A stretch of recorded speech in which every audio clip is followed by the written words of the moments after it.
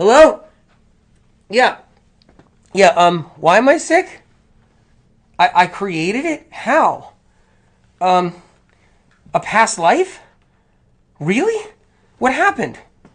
In a past life, I was sick in a past life and I didn't want to let it go.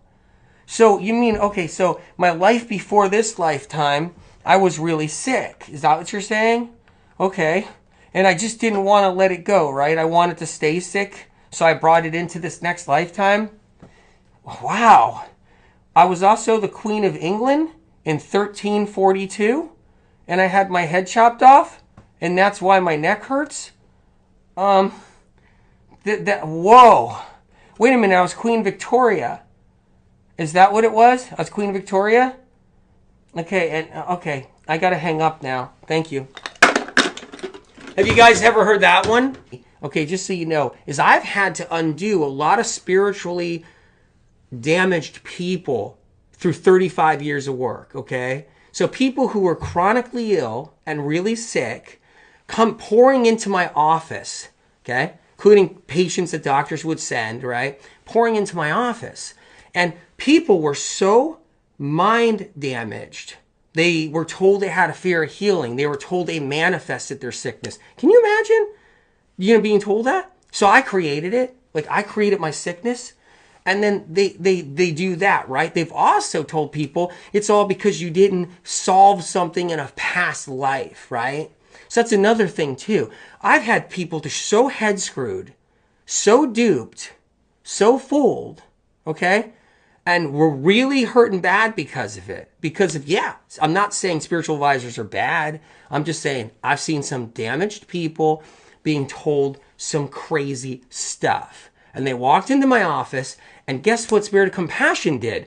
Told them what was wrong so their doctor can help them.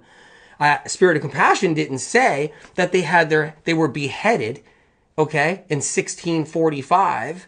Spirit of Compassion didn't say they manifested it. Spirit of Compassion never said to anyone, you created it. Spirit of Compassion never said you got a fear of healing. And Spirit of Compassion never said your body is attacking itself like medical science. And they never said anything else like that. He never said anything else like that. But they always tell people that it's your body attacking itself. That's what they say. So that's the difference right there. And I have respect for any spiritual advisor, even when they're making massive mistakes like I've seen along the way. You know what's amazing? For years, I watched people in the alternative health movement not even know viruses existed. Didn't even know. They just didn't even know. So many patients come in and out of their offices, they write books, they just didn't know. They think it's maybe you're creating it or something, you're creating your sickness. And then the supernatural believing people, they're just like, you had your head chopped off. You drowned in a river back in 1804 and you came back again. And the reason why you're sick and having all those problems at night and restless legs is because you drowned in your past life.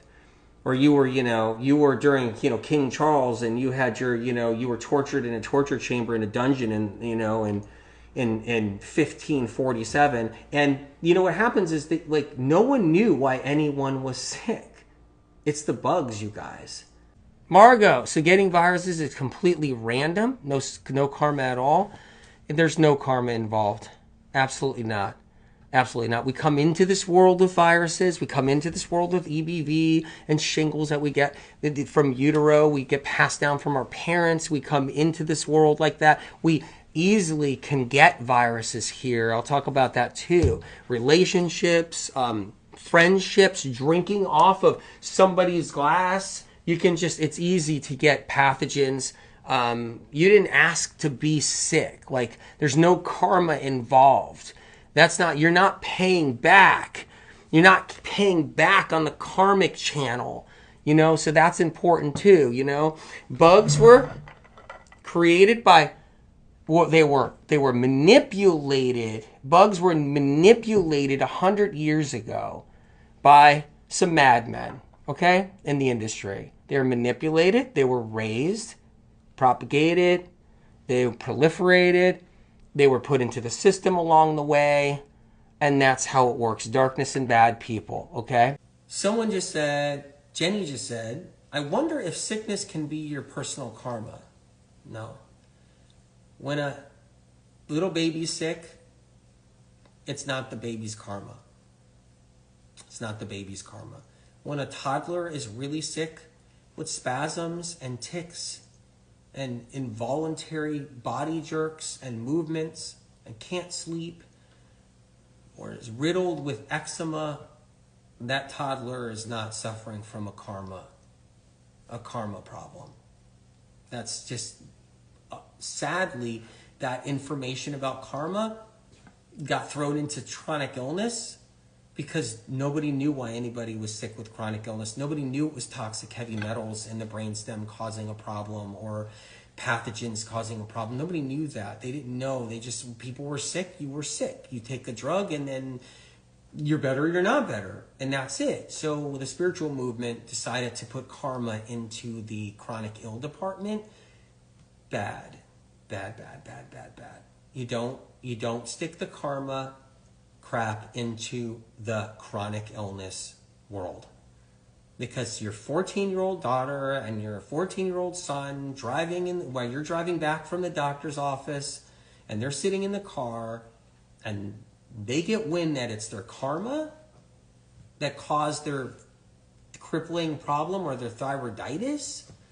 If a child gets wind that it's their karma creating that, that's just wrong. That's just wrong. And that's where mistakes are constantly made everywhere in the industries. Yeah, no, my neck has been really hurting. Been hurting for a few years. Really? I was hung in a past life? And that's why I still have this neck pain? Oh, thank God I have an answer.